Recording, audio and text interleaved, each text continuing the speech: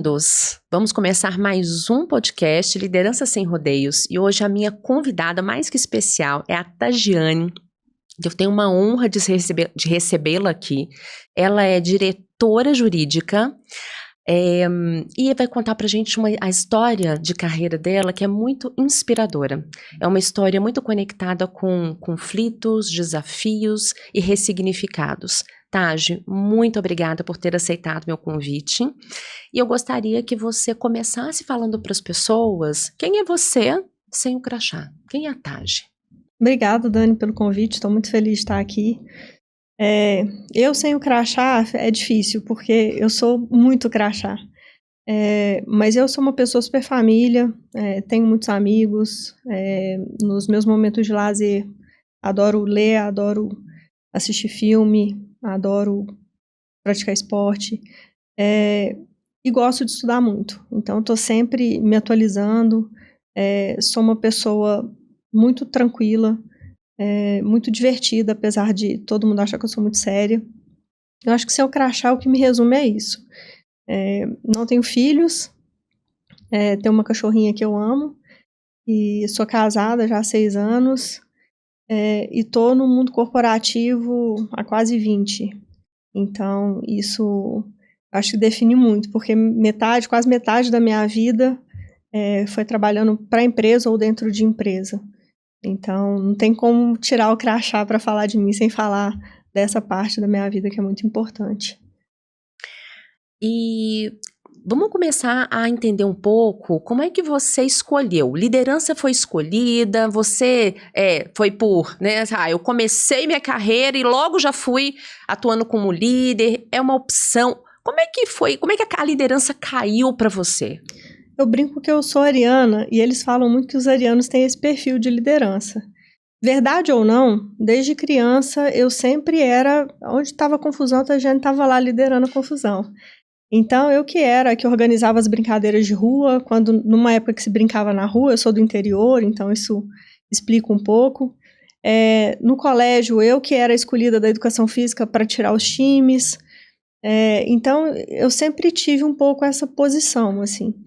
E eu me lembro de ter assistido um filme, O Segredo do Meu Sucesso, e tinha uma personagem feminina que trabalhava numa empresa, e ela era fodona nessa empresa.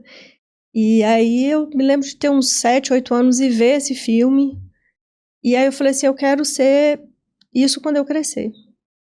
E aí depois eu assisti, claro, esse filme várias vezes e até nas minhas brincadeiras já era assim, é porque eu sou diretora, é porque eu sou a dona da empresa. Então eu sempre brincava me colocando nesse papel. E quando chegou a hora de decidir o que fazer na faculdade, todo mundo falava, você tem que ser advogado, porque eu era muito argumentativa, eu gostava de uma briga. Pensei em fazer administração também, porque eu queria trabalhar em empresa desde essa época em que eu era criança. Meu pai tinha um comércio, então eu falava assim, nossa, quando eu crescer eu vou ter uma empresa. Eu tinha essa ambição. E aí, quando eu fui fazer faculdade, eu optei por fazer direito. Mas desde que eu comecei a fazer direito, eu fiz um único estágio no escritório de advocacia que atendia todas as grandes empresas da minha cidade, da região. Não fiz estágio em outro lugar, porque desde sempre nunca quis concurso. Eu queria trabalhar para a empresa ou dentro de uma empresa. Então, e esse papel de liderança, ele veio muito cedo, assim, nessas pequenas interações que eu tinha quando criança. Mas eu me lembro que eu tinha 3 anos de formada e aí eu assumi uma coordenação no escritório, depois que eu me formei, onde eu estava, e eu tinha 2 pessoas. Eu tinha uma advogada e uma estagiária, e ali eu tinha 26 anos, então eu já comecei a ter essa liderança de pessoas ali. Não sei por que me colocaram nesse papel, mas foi um papel super desafiador. Eu era muito nova, então às vezes eu lia as coisas, falava assim, será que eu sou líder? Não sou? Coordenadora? E tal. Então foi muito natural, não foi algo que eu falei assim, a partir de agora eu vou ser, mas desde sempre eu quis ser. Então, só que isso foi me entregue, assim, eu talvez não estivesse nem pronta. Eu acho que eu desempenhei um bom papel, mas foi super natural esse primeiro cargo, exercendo um papel de liderança. Isso é aos 26 anos. 26 anos, eu tinha 3 anos de formada. E depois dessa empresa, no qual você trabalhou, era um escritório. Era um escritório. Né? Me conta um pouco para as pessoas poderem compreender a sua trajetória profissional. Como é que você chegou hoje nessa função de diretora que era aquilo que você sempre sonhou lá aos 7, 8 anos, quando você assistiu o filme, então já tinha muito claro o que você queria. Sim. E hoje, esse sonho foi realizado. Conta pra gente, para as pessoas compreenderem um pouco da sua trajetória. Bom, eu estava nesse escritório que eu fiquei durante a faculdade inteira fazendo estágio. Eu trabalhava como secondment em algumas empresas, então eu ficava alocada dentro da empresa. Eu falei, gente, é muito legal. E eu me questionava por que eu não fiz administração, enfim. Mudei para Belo Horizonte para ter oportunidade. E desde que eu me mudei para Belo Horizonte, eu comecei a participar de processos seletivos para entrar em empresa. Tanto é que eu não disputei posições em outros escritórios. Eu queria ir para a empresa. Passei 4 anos nesse segundo escritório, onde eu fui coordenadora, fiquei lá 4 anos, metade do tempo em que eu fiquei lá foi na posição de coordenação, e eu fiquei almejando estar dentro de uma empresa. Então, passei os 4 anos lá fazendo processo seletivo e não conseguindo, até que finalmente, em 2008, eu estava com 28 anos, eu consegui entrar numa empresa. Só que aí eu já era advogada coordenadora, mas a posição era de advogada júnior. E eu falei, eu topo, porque eu quero viver a experiência de estar dentro de uma empresa. E foi super bacana, eu fiquei lá 2 anos e 2 anos e meio, mais ou menos, como advogada júnior. Então, na época, meus colegas falavam, mas você já é coordenadora de escritório, daqui a pouco você vira sócio. Eu falei, mas eu quero ir para a empresa. E aí eu fiquei lá 2 anos e meio, até que eu vi uma outra oportunidade numa empresa, na Locamérica, onde eu construí grande parte da minha carreira, e era uma posição para advogado pleno. E eu comecei a estudar, a entender como é que era a carreira corporativa. Eu falei, bom, se eu entrar no jurídico, eu vou ter que perseguir toda a carreira, ser advogada pleno, sênior, enfim, galgar degrau por degrau até alcançar o que eu queria. E se fosse lá ou em outra empresa, onde quer que seja, era um plano de carreira que eu tinha. E entrei como advogada pleno, 1 ano depois eu virei sênior, e uma gerente que tinha na minha área, ela se desligou, e aí eu fiz um processo seletivo interno, disputando a vaga com outro advogado sênior da empresa para a posição de coordenação. E na época a gente fez vários testes, foi um processo de seleção dos mais difíceis que eu participei, foi interno, e aí eu fui aprovada. E eles me falaram no meu feedback que eu tinha muito potencial, que eu ia ter que me desenvolver, que eu ia ter que desenvolver algumas habilidades para poder exercer essa função. Deu tudo certo, eu me desenvolvi, fiz alguns treinamentos. Claro que enfrentando alguns desafios, porque você vai se ajustando à medida em que você vai exercendo aquela função. E aí, 3 anos depois, o meu antigo gerente geral, ele se desligou e eu fui promovida a gerente da área. Então, eu assumi a área toda do jurídico, desenvolvi o programa de compliance da empresa e fiquei nessa posição de gerente por 4 anos até virar gerente geral, mas sendo a responsável, sendo a cabeça de área do jurídico da empresa. E aí passei por alguns processos de fusão muito desafiadores ao longo dessa trajetória. Continuei como gerente na Localiza, que foi uma empresa pela qual eu passei após um processo de fusão. Depois eu fui para uma outra empresa também como posição de gerente, mas sempre almejando me tornar diretora. E aí no último ano eu fui convidada por um antigo chefe meu, que estava aceitando um desafio numa empresa de tecnologia inovadora, que está com o mercado sendo regulamentado, e ele me fez um convite para assumir a posição de diretoria jurídica e compliance. E eu me fiz a pergunta, será que eu estou pronta? Aí eu falei, eu só vou descobrir lá. Então eu prefiro trocar o pneu com o carro andando. Eu falei, eu vou e se eu não tiver, eu me desenvolvo. E foi essa a minha trajetória.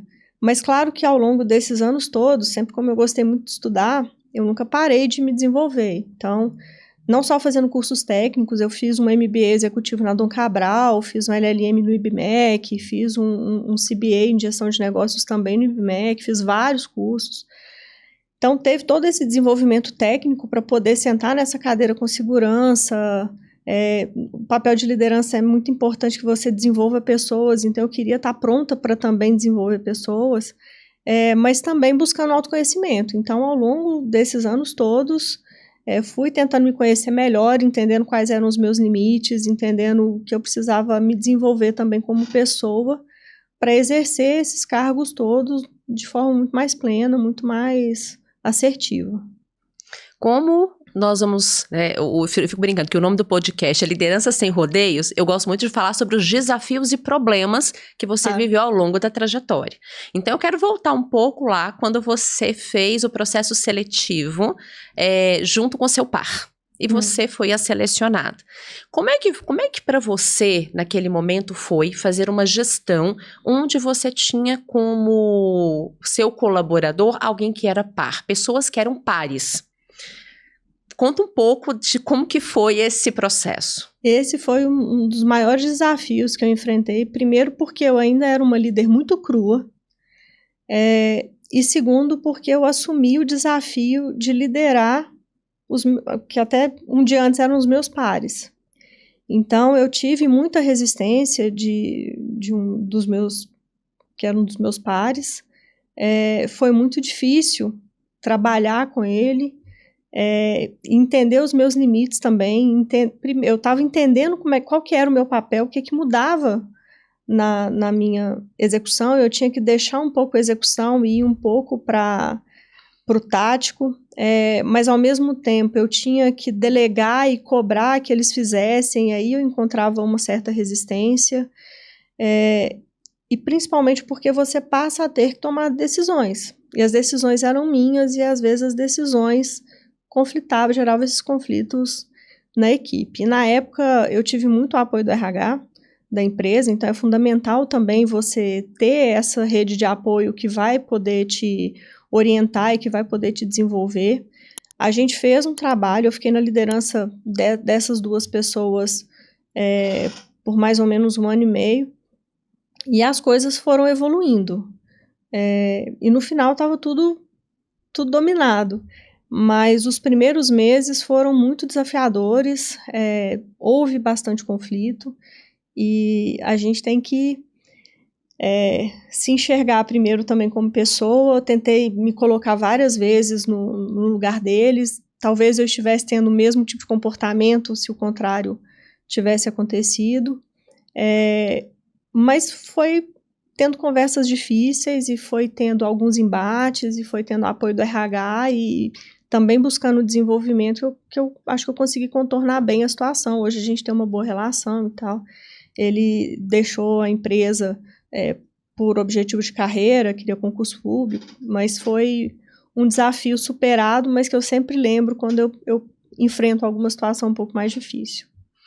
Qual que é a orientação que você dá para os líderes? Porque conversas difíceis não é algo que as pessoas adoram fazer, né? E a maioria dos líderes, eles tendem a não querer enfrentar essas conversas difíceis. Sim.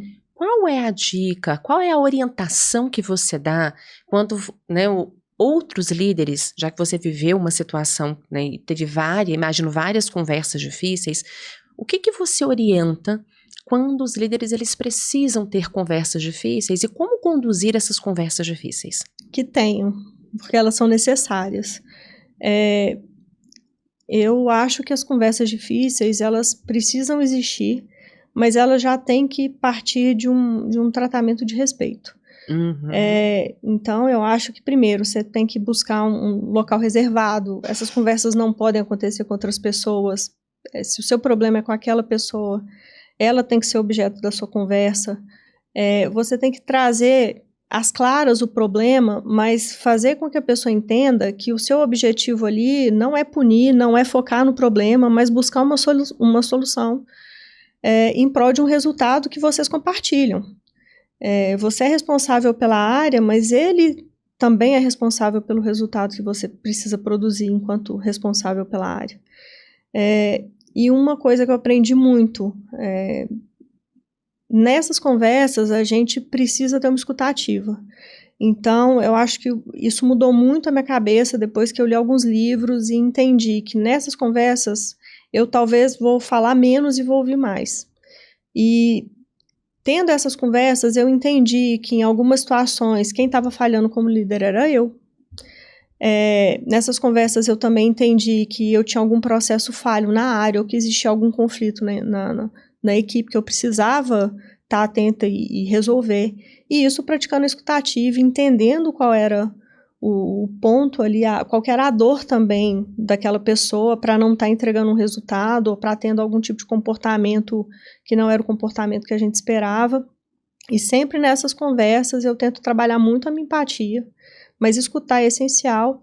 E no final, para não ser uma conversa inútil que vai se perder, a gente sai de lá com um plano de ação.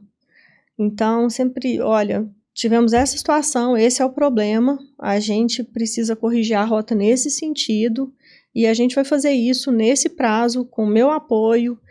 E eu tive em várias situações, essas conversas foram difíceis, mas foram super positivas. Uhum.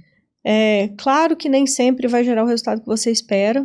Às vezes a pessoa ela já não tem mais como remediar, essas situações acontecem, mas na maioria das vezes essas conversas geraram efeitos positivos, seja para o resultado da empresa, seja para a relação da equipe, seja para a correção de um processo, seja para o desenvolvimento, até meu como liderança, mas do meu liderado. Então elas precisam acontecer, mas eu acho que o principal é você estar aberto para escutar o que a pessoa tem a dizer e você tem que ter essa maturidade de realmente impor que aquela rota precisa ser corrigida. Você não pode ter medo disso. A responsabilidade é sua ali de realmente dar um direcionamento para que a coisa melhore, para que tudo flua. A liderança ela não pode se eximir da responsabilidade, Exato. que é corrigir a rota e desenvolver as pessoas. Exato. Escutar ativamente não é uma coisa simples. Não. Você tem algum livro que falou assim, nossa, esse livro me marcou e eu indico para as pessoas porque isso fez virar uma chave? Tem algum que você, quando você olha para a comunicação, escuta ativa, você se lembra? Não é um livro que é especificamente sobre escuta ativa, mas ele me deu ótimos insights para isso, que é o Pipeline da Liderança. Ai, fantástico. Rancharan. Do Rancharan, porque isso eu tive que trabalhar muito quando eu comecei a liderar líderes. Uhum. E aí você tem que se reinventar totalmente como líder, porque você passa a ter outras responsabilidades. E aí as conversas ficam mais difíceis ainda. E lendo o Pipeline da Liderança, em alguns trechos ele traz essa necessidade, e foi um livro que me abriu muito a cabeça para isso. Pelo que você está falando, uma coisa que me ficou aqui bem clara, martelando, é que o líder ele precisa ter muita humildade para que você possa escutar, para que você possa entender que muitas vezes o erro ele não é do outro, ele é realmente da sua postura, da sua forma. E sem humildade eu acho que isso não é possível. Você não se percebe, você não se enxerga se você não fizer esse exercício o tempo inteiro de se perguntar, ok, eu tô achando que ele tá errado, mas será que eu não tô errando também? Ou aonde eu errei, aonde eu posso melhorar, e você tem que estar aberto a receber feedback o tempo inteiro, não só dos seus superiores, dos seus líderes, mas dos seus pares, dos seus liderados, e os liderados costumam trazer muitos inputs positivos para o seu desenvolvimento. E eu acho essencial, eu acho que assim, tem 2 pilares na liderança que eu acho que são fundamentais em qualquer nível que você for estar, que é humildade e ética. Você não consegue, ética, digo justiça ali, um líder não consegue ser um bom líder se ele tiver 2 pesos e 2 medidas. E eu sempre tento ser muito justa com todas as decisões que eu tomar, na tratativa de todos os meus colaboradores. Claro que você tem que entender as necessidades da sua equipe de forma diferente, você tem que ter essa individualização, mas você não pode ter uma decisão conflituosa, porque você sempre vai liderar pelo exemplo. Então, você tem que manter a justiça, aquilo que é certo, você tem que ter ética, porque você tem que ser exemplo, não dá para você ser hipócrita e pedir alguma coisa que você não pratica, e a humildade. O tempo inteiro você tem que estar realmente numa posição de humildade, entendendo aquilo que pode ser, que pode ajudar o seu desenvolvimento e o desenvolvimento do outro.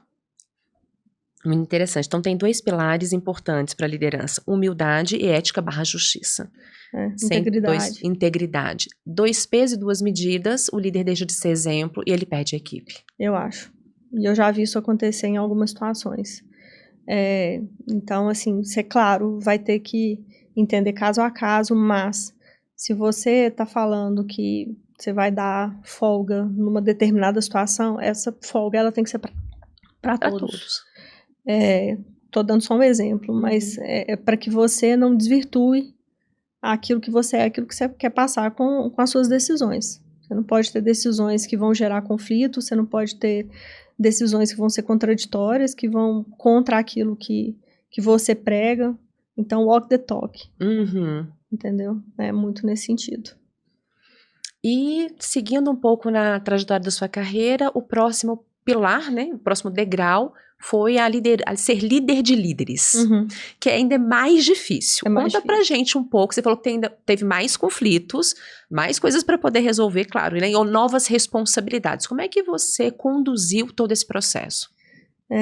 Bom, eu tive 2 coordenações, os meus primeiros liderados foram 2 coordenadores, e pessoas que eu promovi. Então, eu tive esse privilégio de desenvolver essas pessoas até o ponto em que elas estavam prontas para assumir uma posição de liderança, e as 2 desempenharam essa função muito bem.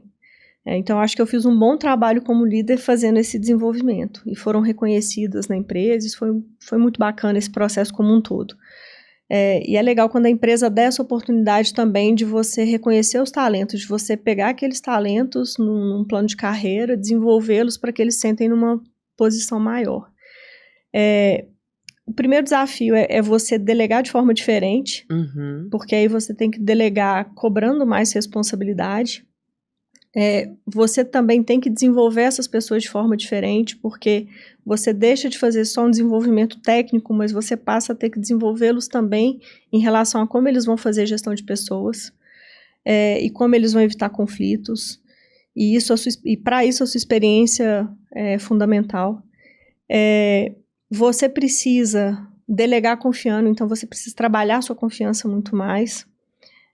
Mas eu acho que o mais importante é que você continua sendo responsável pelos resultados da área, mas esses resultados você vai produzir através deles. Então, precisa haver um alinhamento muito grande entre você e os seus liderados direto. A estratégia ela precisa estar muito bem posta, as metas precisam ser construídas em conjunto. Aí você tem que trabalhar ainda mais a sua escuta, porque você precisa ter muita colaboração nesse momento, para entender que você vai ter a decisão final, mas os seus liderados vão fazer parte do processo inteiro. Porque eles vão estar com a equipe no dia a dia, quem vai estar acompanhando o desenvolvimento daqueles resultados que você precisa produzir são eles, e a estratégia tem que estar ali, a comunicação ela tem que estar ali o tempo inteiro, todos os dias, e você tem que estar disponível.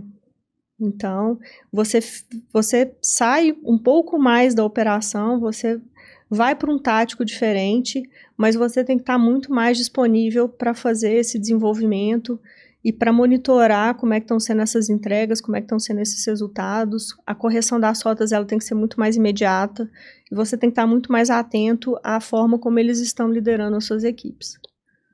Você tinha um ritual de gestão com esses líderes? Como é que você provocava e trabalhava o desenvolvimento deles? Eu sempre gostei de fazer reuniões mensais de resultado para passar para a equipe inteira. Então, grande parte da minha carreira também foi seguindo alguns processos de gestão do Falcone, por exemplo. Todas as empresas que eu passei usavam as metodologias. Então, eu sempre tive reunião de resultado, onde a gente fazia esses alinhamentos gerais, revia todos os KPIs e todos os resultados da área. Era onde a gente tinha um senso coletivo de responsabilidade. Com os meus líderes eu tinha essa conversa, né, eles sempre me davam feedbacks, e eu tentava fazer o mesmo com os meus liderados. Até não só com os meus liderados diretamente, mas com os meus liderados indiretamente também. Sempre fui muito aberta, e eu sempre gostei de dar muito feedback no momento em que acontece. Então, não tinha uma rotina de feedback, mas, por exemplo, quase que semanalmente a gente tinha conversas aonde esses alinhamentos de rota aconteceriam. Então, eu percebia alguma coisa, chamava para conversar, mas, claro, anualmente tinha um ciclo oficial de feedback, aonde tudo isso era levado de forma estruturada.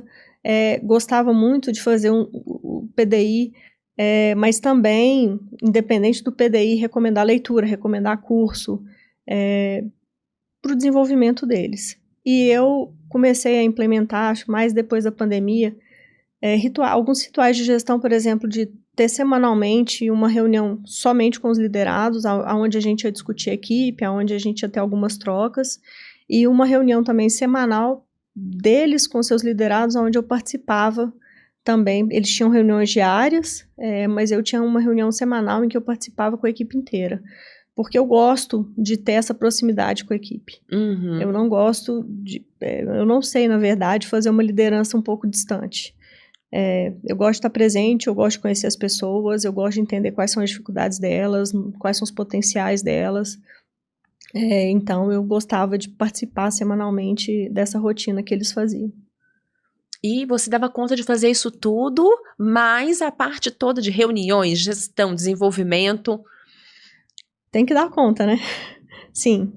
Sim, mas essa rotina que eu tinha com o meu time era a rotina talvez mais importante. Uhum. Porque eu precisava garantir os resultados da minha área, eu precisava garantir o desenvolvimento da minha equipe.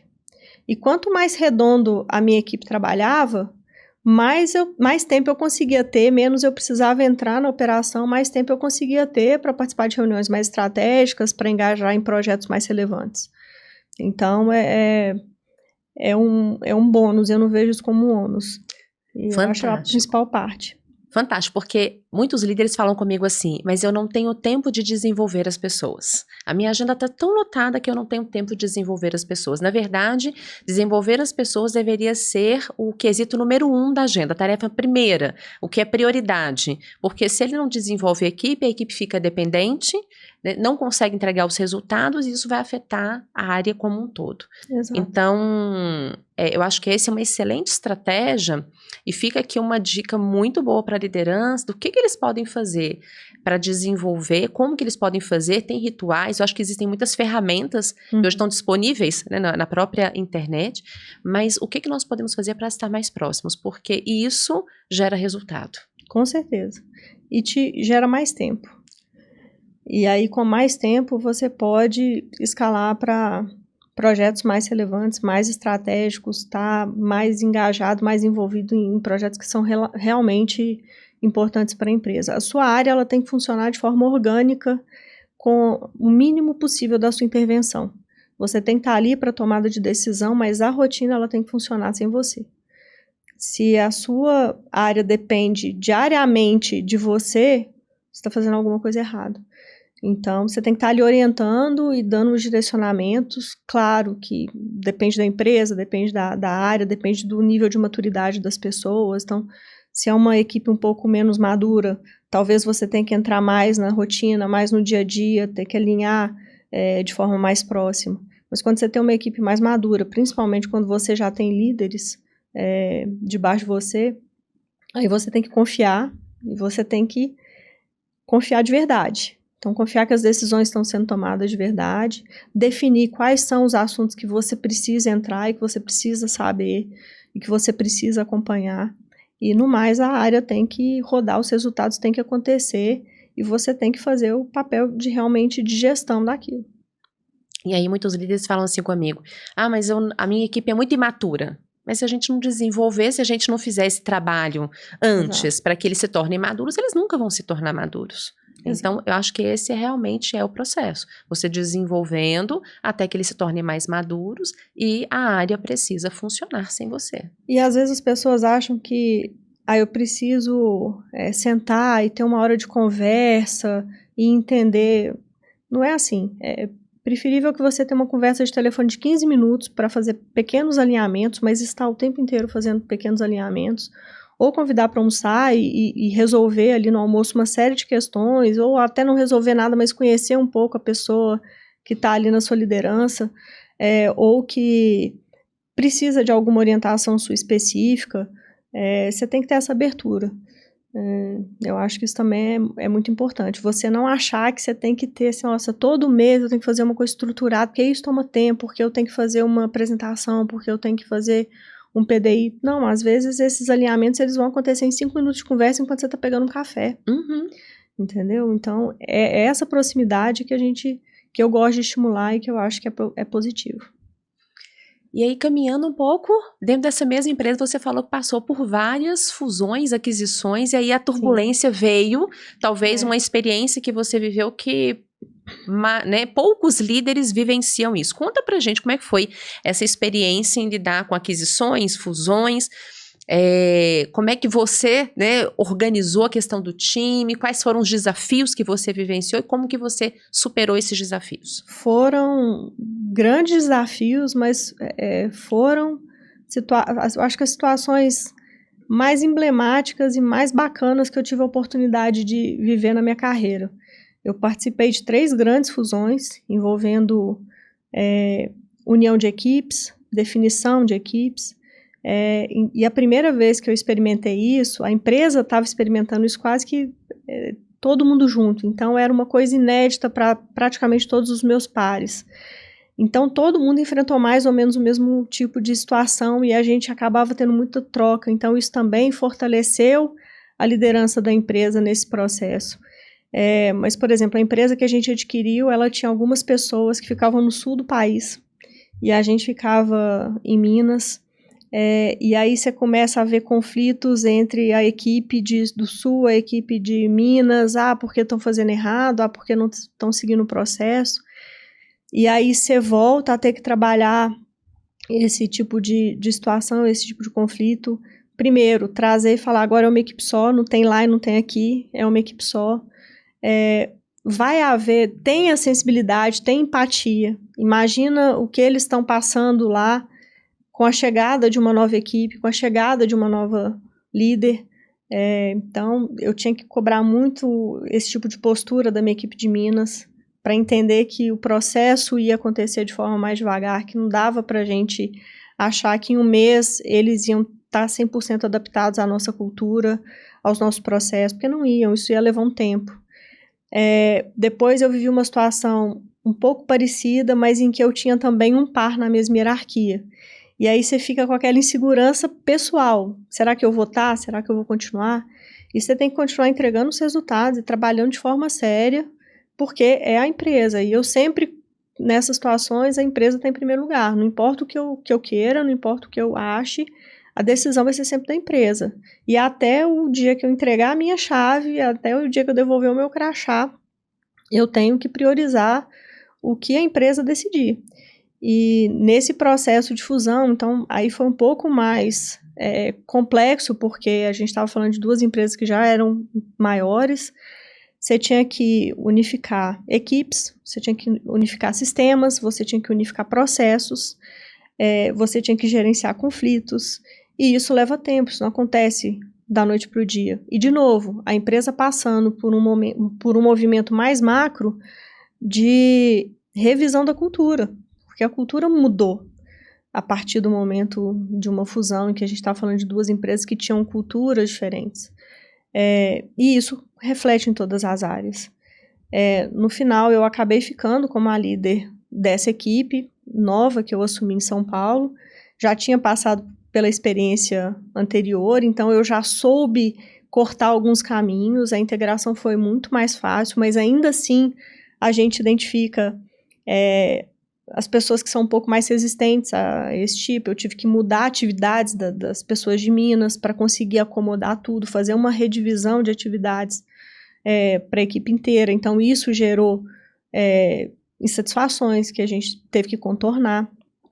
Mas, no final, deu tudo certo, a equipe foi super integrada, estava todo mundo no meu casamento, de São Paulo, de Minas, e isso foi muito bacana de se ver, porque foi a construção de uma equipe única de 2 empresas diferentes, com culturas diferentes, com backgrounds diferentes. Tem a questão regional também, que às vezes afeta um pouco. Mas em Minas a gente gosta de fazer desse jeito. O pessoal de Minas tem mais um perfil de trabalho, o pessoal de São Paulo tem outro. E você ter que se adaptar, e o líder tem que ser super adaptável às pessoas e entender quais são os gaps e trabalhar para esse desenvolvimento. E aí isso foi muito enriquecedor, tanto pelo aspecto pessoal quanto pelo aspecto profissional. E depois eu passei por uma outra fusão, só que aí num movimento diferente, a minha empresa estava sendo comprada, a empresa onde eu trabalhava estava sendo comprada, e o CAD impôs um remédio para que a operação fosse aprovada, e esse remédio era a gente construir uma empresa nova, que teria processos novos, que teria pessoas, para ser um concorrente, para ser um player de mercado. E esse foi um processo muito difícil, porque chegou no momento em que a gente teve que definir quem seriam as pessoas que iam para essa empresa, que seria o novo player de mercado, e quem seriam as pessoas que ficariam na empresa combinada. E aí, como você eu tentei ser desde o primeiro momento, não, eu vou olhar sempre com imparcialidade para a necessidade do novo player, para a necessidade da empresa combinada, porque eu conhecia todas as pessoas que iam ser separadas nesse movimento. E aí você tenta tomar uma decisão 100% imparcial, considerando critérios objetivos, mas claro, as pessoas nem sempre vão entender dessa forma. Então, teve pessoas que queriam ficar e foram, e teve pessoas que queriam ir e ficaram, e você tem que também trabalhar essa insatisfação, tentar explicar o processo de forma muito objetiva. Então, eu tentei criar critérios para falar, olha, você está indo por esses motivos, você está ficando por esses motivos, e era uma decisão que não podia ser compartilhada. A decisão tinha que ser tomada por mim e pelas pessoas que estavam apoiando esse processo decisório. E isso também foi muito difícil, mas foi um processo único, inédito, que você não vive todos os dias. Então, eu tentei tirar o melhor dele de aprendizado para outras experiências que eu pudesse ter no futuro. Para esses processos de aquisição e de fusão, um ponto que você trouxe, ele é fundamental, é a questão cultural. Sim. Como é que você fez, principalmente com a equipe? Você tinha uma equipe aqui, tinha uma equipe em São Paulo. Como é que você fez para essas equipes também? Porque você tinha um olhar empático, uma escuta ativa. O que você fez para que as equipes também tivessem esse olhar? Como é que foi esse processo que você conseguiu, né? Que estratégias você usou para conseguir fazer essa integração? Muita reunião conjunta. Eu passava semanas em São Paulo, e aí o pessoal de Minas reclamava, agora você só fica em São Paulo, então ainda tem esse ciúme. Mas foi muita reunião em equipe, então eu sempre trazia o time de São Paulo para cá, sempre levava o time de Minas para lá, e estimulava muito o trabalho em par dessas pessoas. Então, olha, a gente está redefinindo as atividades da área, mas você está assumindo atividades que eram dele, então você vai ter que trabalhar muito próximo para fazer essa passagem, e isso acabou dando muito certo. Uhum. Claro, tiveram algumas situações em que a gente precisa entender um pouco mais a fundo, ver se houve conflito de verdade, mas foi muita conversa. Sempre que eu estava em São Paulo, eu conversava praticamente todos os dias com o meu time de São Paulo, que era quem estava tendo uma vida nova. A vida deles estava mudando completamente com a minha chegada. Eles estavam perdendo o líder deles direto por anos, estavam tendo que ter uma outra líder, estavam tendo que entender outros processos e uma definição de uma nova cultura. Mas conversas, muitas reuniões de equipe. Então, por exemplo, a reunião de resultados. Eu continuei fazendo uma reunião de resultados uma vez por mês, mas eu fazia reuniões semanais com a equipe inteira. Uhum. Para a gente passar pontos. Às vezes você não tinha nem tanto o objetivo da reunião em si, mas para o time estar junto, para a gente criar essa integração. E toda vez que vinham ou que a gente ia, happy hour, almoço, para você estimulando a conexão entre as pessoas. Foi basicamente isso. A gente acha que você fez uma mágica, né? Nossa, agora que o time... Não, são coisas reais que são possíveis de serem executadas no dia a dia. O que você precisa dessa sensibilidade da liderança de conduzir, né, essas conversas e ter conversas difíceis, que muito provavelmente você também precisou de ajustar várias rotas no meio desse caminho. E, de novo, aí eu volto para a humildade, porque foi um momento em que eu chegava em São Paulo, eu estava lá mais para conversar, para ouvir o que o time estava trazendo, e aqui em Minas a mesma coisa. Então, tô com esse problema com tal pessoa da equipe e tal. Então, eu tinha que entender o que era, fazer esse trabalho de remediação, mas ouvir também, esse processo aqui, o que você acha que a gente pode melhorar? Então, eu trouxe a equipe inteira para começar a contribuir mais para processos novos que a gente estava tendo que construir depois da fusão. Uhum. Então, gerou um senso de colaboração muito grande na equipe consolidada, na equipe toda. Mas eu tive que ter humildade para falar, não vou criar isso do zero, eu vou criar isso em conjunto. Apesar de eu ter o poder de tomar decisão sozinho, eu não vou. Eu quero entender o que a equipe quer, o que a equipe precisa e tentar casar com aquilo que a empresa precisa também. E deu certo. A integração foi bem sucedida.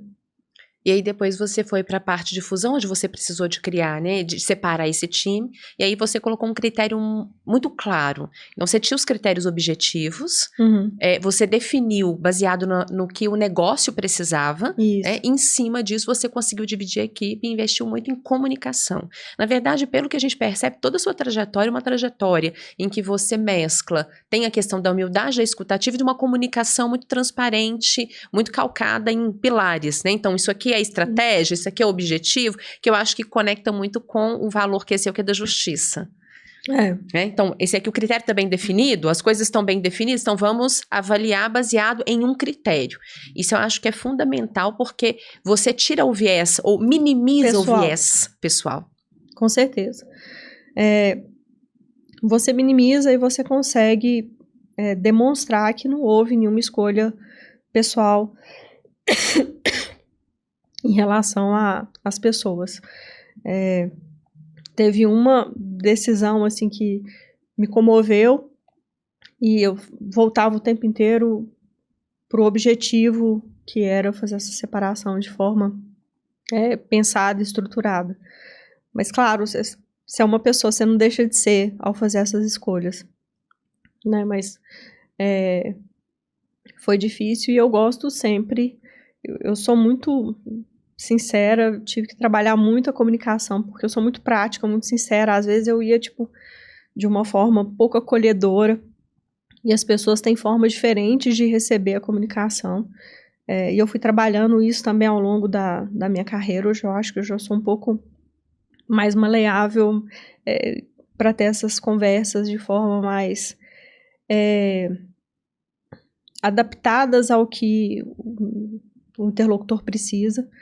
E nesse processo de fusão eu tentei ser transparente o tempo inteiro. Dentro daquilo, obviamente, que eu podia compartilhar com a equipe. Mas, por exemplo, pessoal, a definição vai ser com base em critérios objetivos, com base no que o negócio precisa, com base em geografia, com base nisso, naquilo. E a gente, com base na necessidade da empresa combinada, com base na necessidade do novo negócio e com base no perfil de vocês que estão aqui dentro. Então, e essa comunicação eu fiz questão de fazer o tempo inteiro em que o processo estava acontecendo, até no momento em que a gente fez realmente a comunicação dos times que iriam e dos times que ficaram. Esse é um outro ponto importante. Às vezes o líder acha que só comunicar uma vez já basta para que as pessoas tenham toda a clareza. E tem uma coisa que eu gosto muito, que é assim, quantas vezes eu tenho filho, e várias pessoas também têm, né? É a repetição, né? Quantas vezes você manda tomar banho? Quantas vezes você manda escovar o dente? Né? Não é uma vez só que você está falando que as pessoas vão mudar. Então, esse processo, eu acho que é importante para a liderança ficar muito claro. É a constância da comunicação. É igual a questão da cultura, dos valores. Não é falar um dia dos valores, é falar constantemente, vivenciar constantemente os valores. Sim. Porque se a gente não fizer isso, então a integração, você está fazendo, ia para São Paulo, reunião todo dia.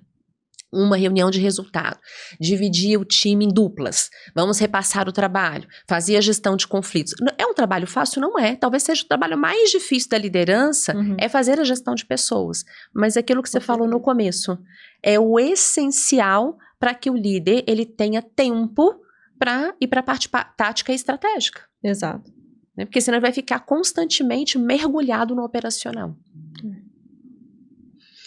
E aí a gente vai continuando, porque ainda tem caminho, né? Ainda tem caminho. Então, depois dessa fusão, como é que ficou a sua estratégia de carreira? Como é que foi, assim, o processo evolutivo para você, quando a gente olha lá para hoje, né? Que você é diretora, como é que foi? Quais foram os próximos passos? Bom, antes da fusão, eu tinha tido uma conversa na empresa de falar, olha, eu tive um diretor jurídico por um tempo, né, nessa empresa, e depois que ele foi desligado, eu tive uma conversa na empresa e falaram, olha, a gente não vai trazer ninguém do mercado para substituí-lo, e a gente vai apoiar o seu desenvolvimento para a próxima cadeira. Então, claro que isso gera uma expectativa, uma ansiedade, principalmente porque era o meu objetivo de carreira. Uhum.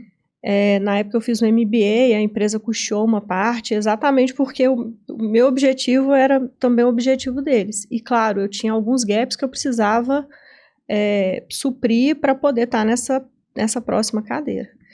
Então eu fui fazer o meu MBA e fui buscar também autodesenvolvimento, eu fiz 2 mentorias com pessoas que já eram de mercado, já tinham percorrido esse caminho. E aí, 6 meses depois dessa conversa, veio a fusão. E numa situação diferente, porque a gente estava sendo comprado. E aí, claro, dá aquele receio, onde será que eu vou estar? Vamos tentar manter a frieza aqui e entender o que a empresa precisa e que você pode ter alguma oportunidade para poder alcançar o próximo nível. E foram 2 anos de processo de fusão, um processo demorado, um processo no CAD. Eu tive a oportunidade de participar desde o começo até o final desse processo, inclusive com a integração das áreas. E foi, de novo, muito rico viver essas experiências. Tive pessoas maravilhosas que me apoiaram nesse caminho. Fui muito bem acolhida na empresa que estava comprando a nossa empresa. Os meus pares lá foram maravilhosos, então isso também me deu tranquilidade para assumir a integração, que essa parte da integração havia ficado na minha responsabilidade. Mas eu mantive o meu cargo de gerente. Uhum. E eu não via muita oportunidade de como dar o próximo passo nessa empresa. E aí eu tinha um objetivo de carreira. Eu falava, até os meus 45 anos eu quero estar numa posição de diretoria. E aí eu comecei a pensar se lá realmente, apesar de ser uma empresa maravilhosa, uma das maiores do mundo, aprendi muito em termos de rotinas de gestão com essa empresa. Tinha um ambiente de trabalho super bacana com os meus pares, com os meus liderados. Eu fiquei com uma equipe grande depois da fusão, mas me incomodava, eu tinha esse incômodo interno de estar chegando perto da idade que eu tinha colocado como limite para estar nessa posição, e fiquei com aquele sentimento de ter que começar tudo de novo, e ter que me provar tudo de novo, e talvez não acontecer.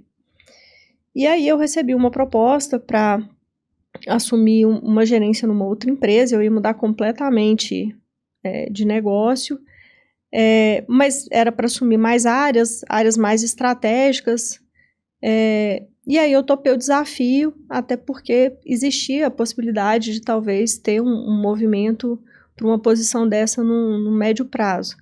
Então eu topei o desafio nesse sentido. E estava super feliz, com uma equipe muito bacana lá. Lá eu também tinha coordenadores na minha estrutura. Só que aí veio o convite para uma posição de diretoria quando eu nem esperava. E coincidentemente eu vou fazer 45 anos esse ano. Opa! E aí eu falo, né, quando a gente mentaliza, a gente coloca um objetivo e coloca uma meta, o universo conspira. Eu não estava esperando, estava tranquila, claro que com a minha expectativa, de novo, revendo meus planos, tinha ido fazer um curso fora para buscar mais conhecimento, enfim.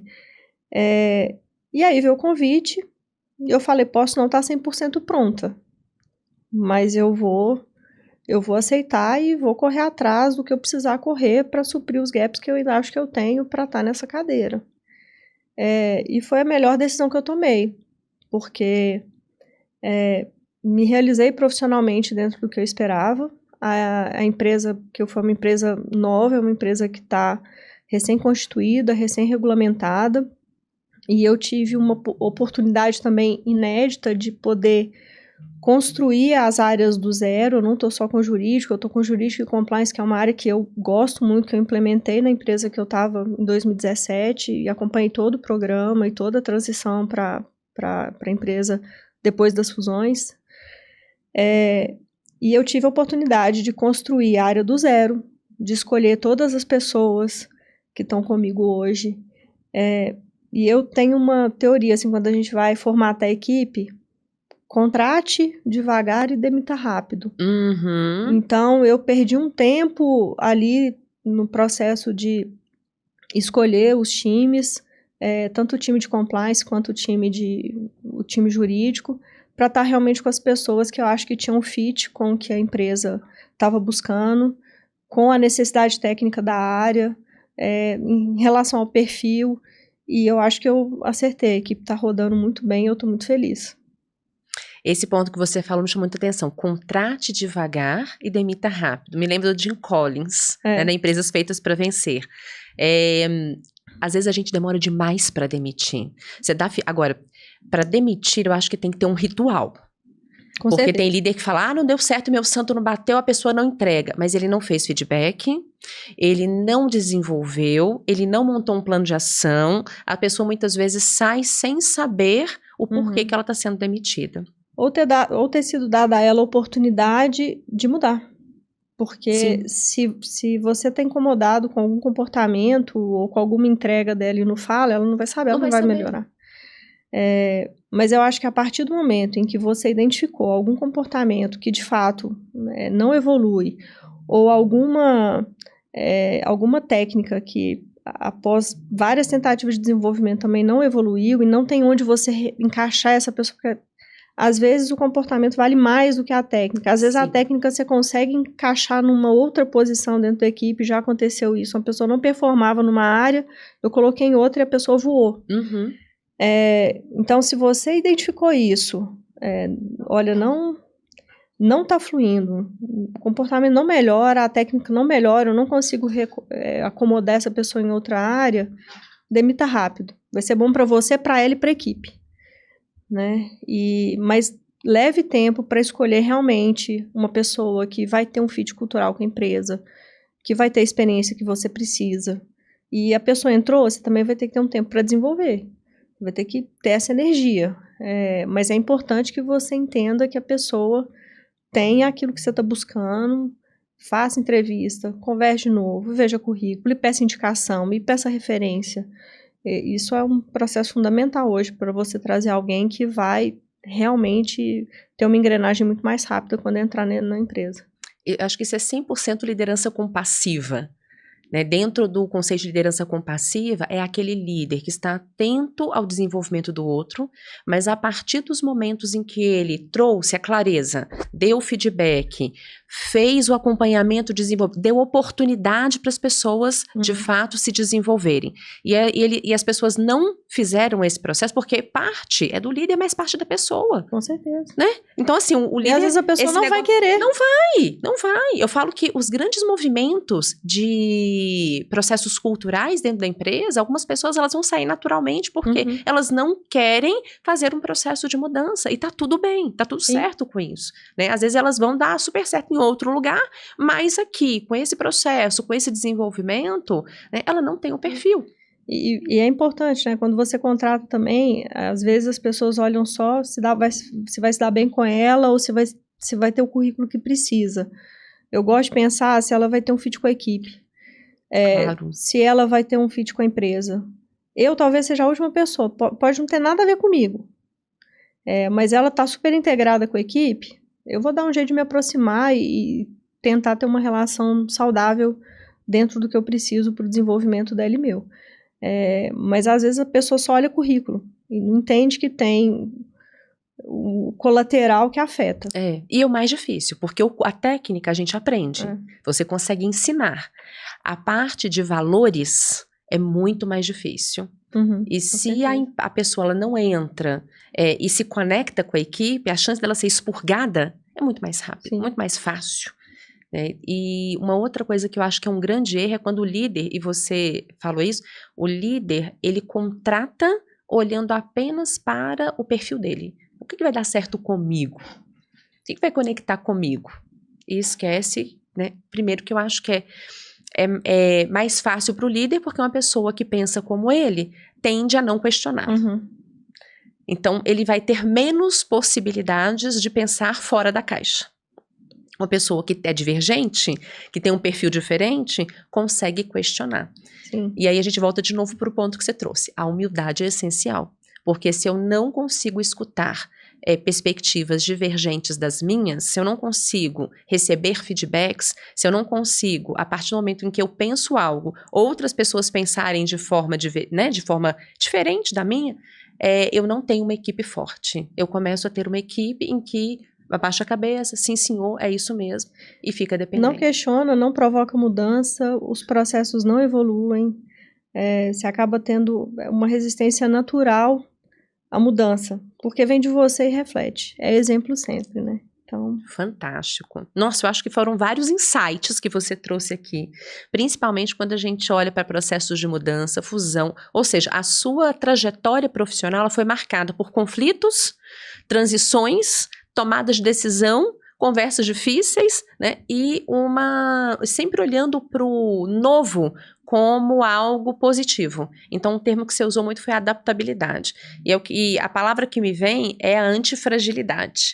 A antifragilidade é um termo do Nassim Taleb, inclusive tem um livro, né, com o nome de antifragilidade, onde o gestor ou a pessoa, qualquer um, que enxerga determinadas situações difíceis no dia a dia, ele consegue, além de ressignificar, sair melhor daquelas situações. E foi o que você fez ao longo da sua carreira. À medida que você foi lidando com esses desafios, você foi saindo cada vez melhor. Tade, conta pra gente, pra gente poder, né, direcionando aqui pro encerramento, qual é o que você gostaria de deixar como algo para as pessoas, né? Uma estratégia, uma ferramenta, um livro. O que você, para esse novo líder e para esse líder que está em transição, em processo de transição, líder que tem dificuldade de ter conversas difíceis, que está vivenciando muito daquilo que você vivenciou, quais seriam as indicações, né? Quais seriam as recomendações? O que você diria para ele se ele pedir para você, tá, eu estou passando por esse momento de desafio. O que você me indica para que eu possa também vivenciar isso de uma forma mais tranquila e sair melhor dessa situação? Eu acho que tudo começa por nós. Mas é o que eu falei, não tem como a gente, sendo profissional, se desvincular do seu crachá. Tem 2 livros que eu gosto muito, que eu sempre indico. O primeiro deles é o Seja Egoísta com a Sua Carreira, do Luciano Santos, porque ele traz esse protagonismo para você e fala, as decisões são suas. E às vezes você vai ter decisão difícil para tomar em relação à sua carreira, mas que você vai ter que fazer. Às vezes você está infeliz num lugar, você fica protelando aquilo, e eu acho que você tem que se permitir viver essas mudanças, mesmo que erre, mesmo que dê errado, vá. A carreira é sua, ninguém vai cuidar dela por você. Então você pode ter até empresa ou líderes que vão apoiar o seu desenvolvimento, mas é o que você falou, você tem que ser o primeiro a querer, e você tem que ser o primeiro a ter um plano para a sua própria carreira. E às vezes eu pergunto para as pessoas, mas o que você quer, assim, de sua carreira? Ah, não sei. Eu sempre soube. E eu acho que a gente tem que saber, ainda que seja, pode parecer assim, nossa, essa menina, coitada, eu era advogada júnior, eu falava que eu queria ser diretor. O povo devia pensar assim, nossa, coitada dessa menina. Não tem problema, um dia você chega. Ou se você não chegar, pelo menos você tentou. Mas eu acho que você tem que trazer isso para você, essa responsabilidade é sua, não é da empresa, não é do RH da empresa, não é das pessoas que trabalham com você, é sua. Você entendeu o que você quer e o que você pode fazer para alcançar o seu objetivo. E eu gosto muito de trabalhar com pessoas ambiciosas. Pessoas assim que querem ver além, querem mudar o processo e querem transformar o mundo.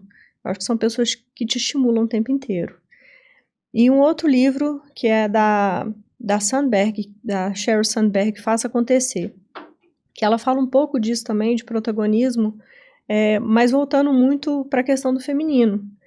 E eu aprendi isso ao longo da minha carreira também, que às vezes as mulheres têm uma certa dificuldade em negociar valores numa proposta, em colocar seus limites, em se impor. E os homens fazem isso muito bem. E eu acho que no mercado hoje a gente tem que ter também essa maldade, a gente tem que ter esse protagonismo que eu falei, mas a gente tem que ter esse reconhecimento. É entender que a gente é muito boa, às vezes, e a gente está disputando uma vaga com o homem, ele vai estar lá negociando salário, ele vai estar lá negociando condições, e as mulheres não são preparadas para isso. A gente aceita o que vem, porque a gente acha que tá bom demais. E às vezes a gente tem currículos muito melhores, formações muito melhores, experiências muito melhores, e a gente não vende isso, e a gente não sabe impor as nossas condições. E esse livro, ele me abriu muito a cabeça, nesse sentido, de realmente entender o meu valor, o que eu agrego com a minha experiência, e que eu posso sim negociar condições. E isso eu tive a oportunidade de fazer em algumas situações já e foi super positivo. Então foi um livro que me ajudou muito, que eu sempre indico. Tade, nós vamos inclusive marcar uma próxima para a gente falar desse mundo feminino, como é que a gente pode potencializar o feminino dentro das organizações. Hoje, essas e tantas outras dificuldades são vividas por mulheres.